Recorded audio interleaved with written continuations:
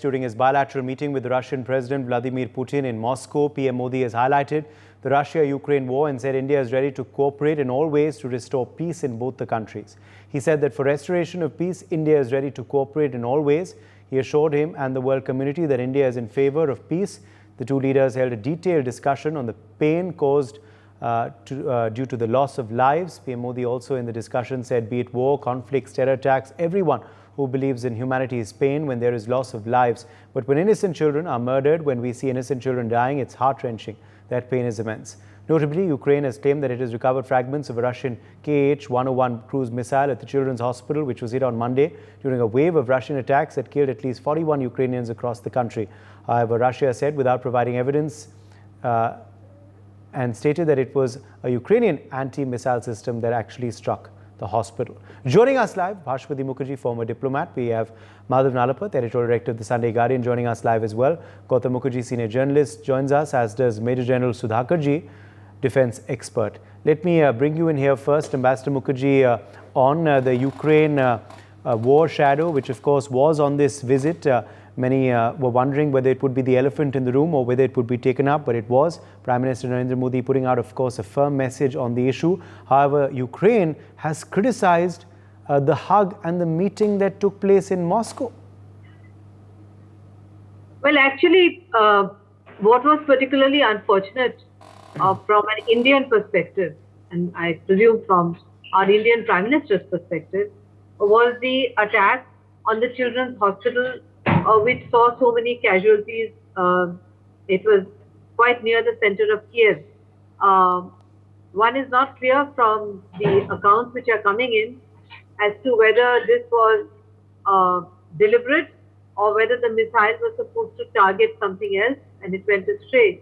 But be that as it may, there can be no doubt that it is embarrassing to have such an important high-profile meeting after such a long time between our Prime Minister and President Putin, and at the same time to have casualties involving little children. As I said yesterday with a different anchor, that I did not expect Ukraine to be on top of our bilateral agenda. In my perspective, which I think I was correct, it was the energy issue, the rupee ruble, the many other issues that we have bilaterally with the Russians, and also the visit itself, in my perspective, was a kind of balancing on our part, strategic balancing, so that we can show our Western partners that we do not want Russia to become completely a Chinese ally, a junior partner, and that it is perhaps in the interest of the West also to cool things down so that the conflict in Ukraine can come to an end, a negotiated end. That being said, I would say that the visit was an unqualified success, but the Russian missile attack, because it appears it was a Russian missile, so it is being said, but there is no definitive proof as we speak right now, on a children's hospital near the center of Kiev, certainly would have been a dampener and would have actually put Ukraine back on the bilateral agenda between India and Russia, even if there was no intention of discussing it at all or discussing it very privately between President Putin and Prime Minister Modi. Right. Professor Madhav Nalapat, come in here on, of course, the dialogue that has taken place in Moscow, the reference to the Ukraine conflict that also did come up, and the firm talking that Narendra Modi did on the occasion, with Vladimir Putin appreciating his sentiments as well. Well, I'd like to agree with Ambassador Mukherjee that it was very unfortunate, and whoever was responsible for that has committed a terrible act, frankly, and in which innocent young little children in a hospital were bombed. There's no question about that.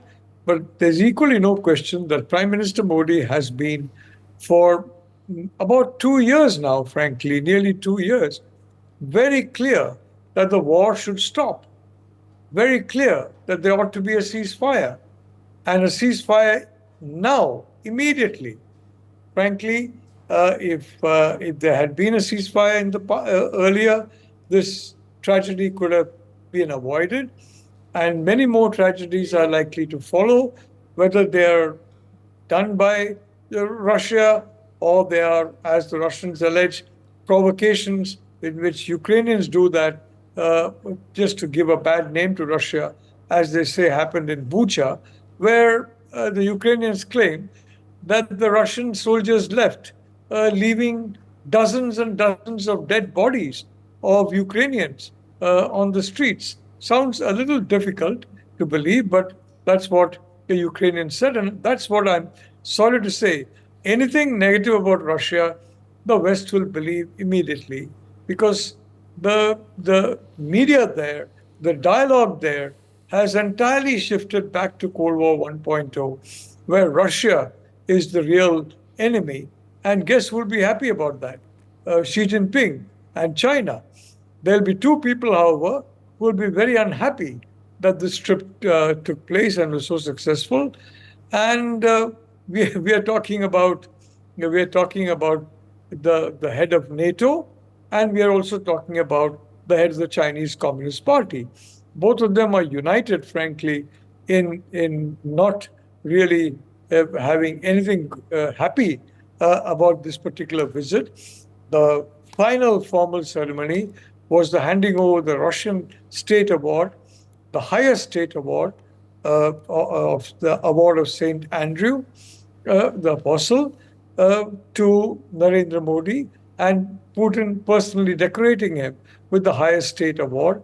So that showed the absolute warmth with which Russia, led by Putin, is treating Prime Minister Modi, and through him, as the Prime Minister correctly said in his acceptance speech, the people of India. Having said that, Uday, I'm really looking forward to some deliverables here. And one of them would be the rupee-ruble trade. In case that can be accelerated, it would be good for both sides. In case Russian investment in India using the rupee route can be accelerated, that will be very good for India.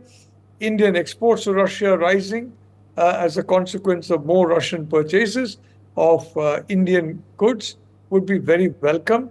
These would all be very welcome. There's no question about it.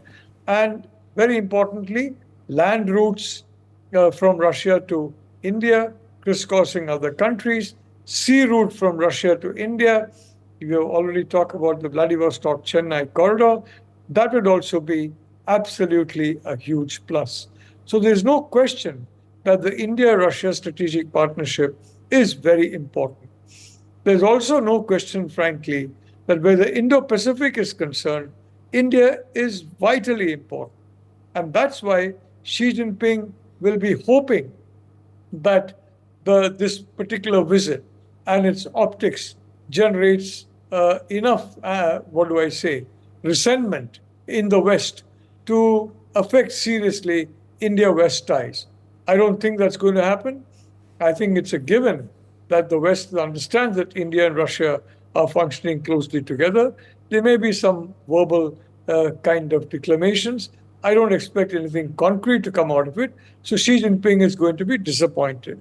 Because the fact is, as far as the Indo-Pacific is concerned, India is an essential partner of every country that wants to prevent the Indo-Pacific from becoming a PRC lake, as unfortunately, or practically the entirety of the South China Sea appears to have become. So from that point of view, I don't expect that kind of negativity from the Western side that the Chinese are hoping for. They've been looking for that negativity for quite some time, and they have not found it. So I don't think they're going to find it now. But seriously, India and Russia have shown how deep their friendship is. Putin and Modi have shown how deep their friendship is. And as a consequence, I am expecting some very consequential outcomes from this visit, which I presume will be either announced or operationalized by both leaders in both countries over the course of time to come. Uday. All right, Gautam Mukherjee, come in here. Gautam, on of course, the emphasis on peace put forward by Prime Minister Narendra Modi, and of course the dialogue that has followed in the 48 hours that Prime Minister Narendra Modi has been in Moscow. We've seen, of course, personal gestures made by Vladimir Putin to him throughout this visit. But the big question, of course, Gautam, has India, managed the balancing act between the West and Russia? Well, I think the call for peace that Mr. Modi uttered in Moscow is part of that balancing act. Having said that, I don't see any pullback or any remorse or any lessening of the Western effort to keep on pouring arms and ammunition and various military equipment and urging Ukraine on to keep fighting as much as possible. So, it takes two to tango. And for the West to hold, any kind of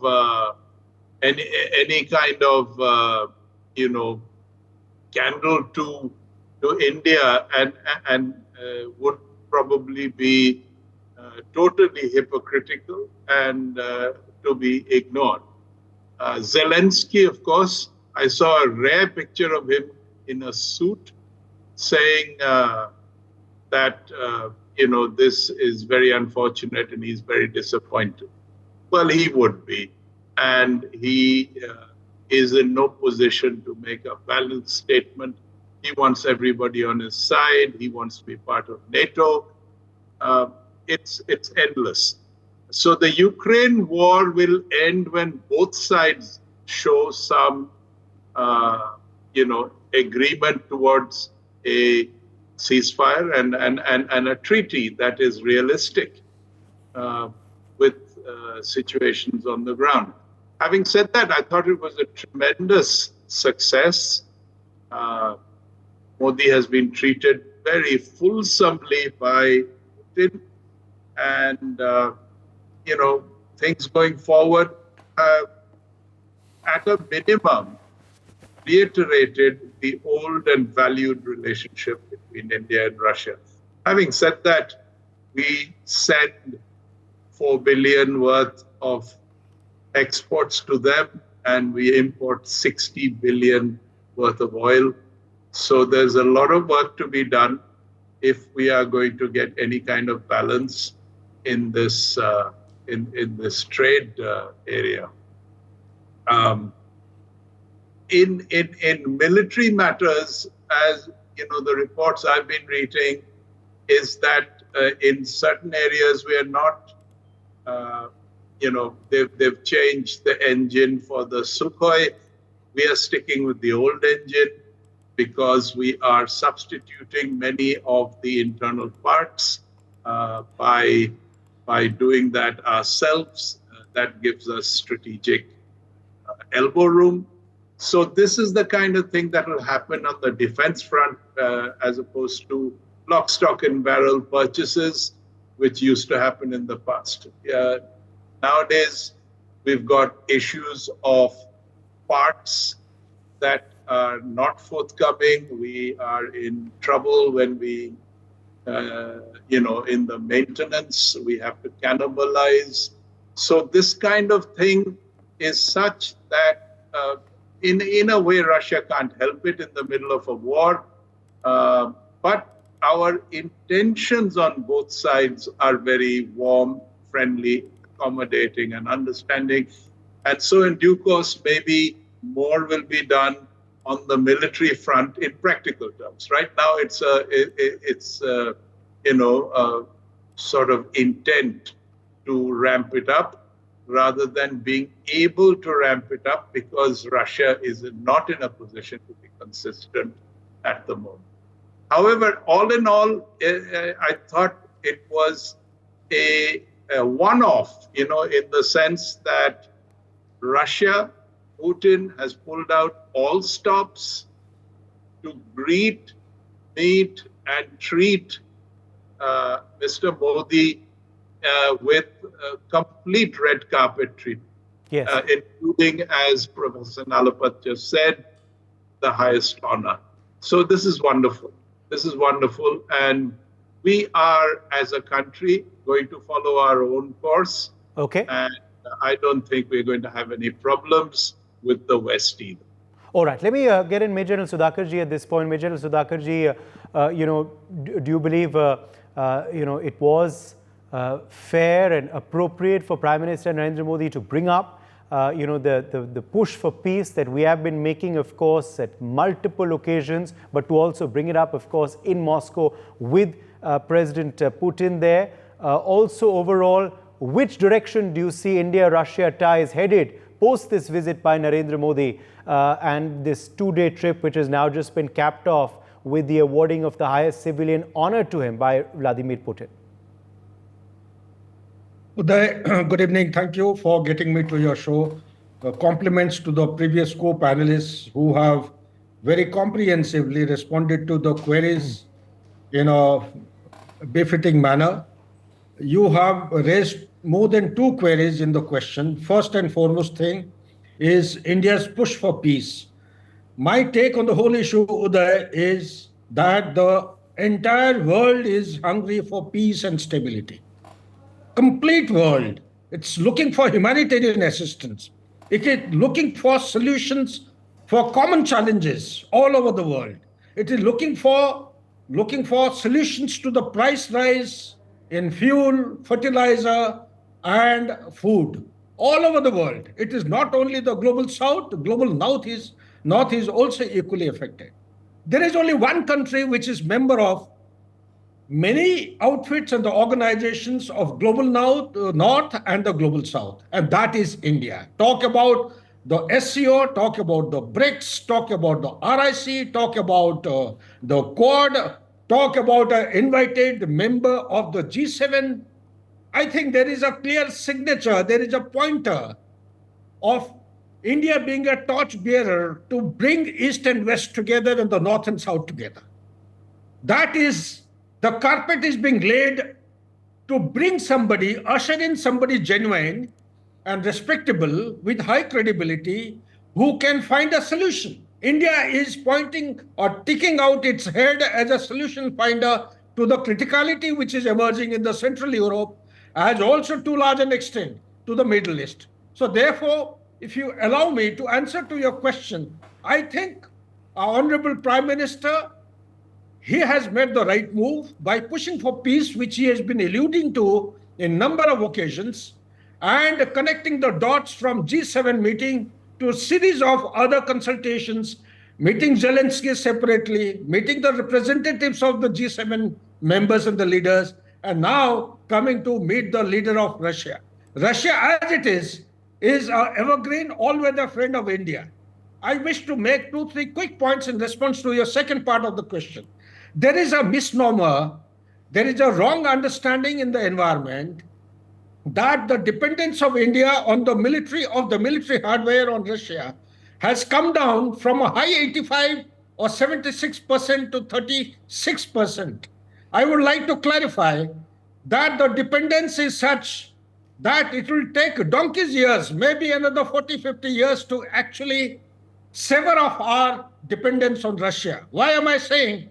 Is that the large quantum of resources of Air Force, Navy, and Army, we continue to buy and co-jointly produce in India. The spare parts continue to come. The only thing which has been misunderstood perhaps by the public is that when you compare the statistics between 2009 to 2013, in that window, the rate of dependence or the percentage of dependence on the military hardware was 76%. However, between 2019 to 2023, our dependence on Russia has come down to 36%, primarily because of extended standoff along the northern border. Primarily, we had to go in for ad hoc acquisition of weapons, arms, ammunition, and a lot of warlike stores in a condensed time frame, in a very, very tight time frame. Because of that, we had to diversify with countries like France, which is 33% as on today, with USA, which is around 13%, with Israel, which is 9%. We are going in for weapons and other things from Belgium, Brussels, and all these kinds of countries. So therefore, my take on the whole issue is that we continue to depend on Russia not only for the military hardware, but also the nuclear reactors, also the high-end gadgetry like the BrahMos, which are being co-jointly produced. It is one of the state of weapon system in the world which cannot be beaten by any other missile. It is the fantastic #1 cruise missile Yes. with high-grade quality. Last but not the least, Uday, is that the door has been opened. My take on the whole issue is that there are very prominent signature to bring peace between Ukraine and Russia.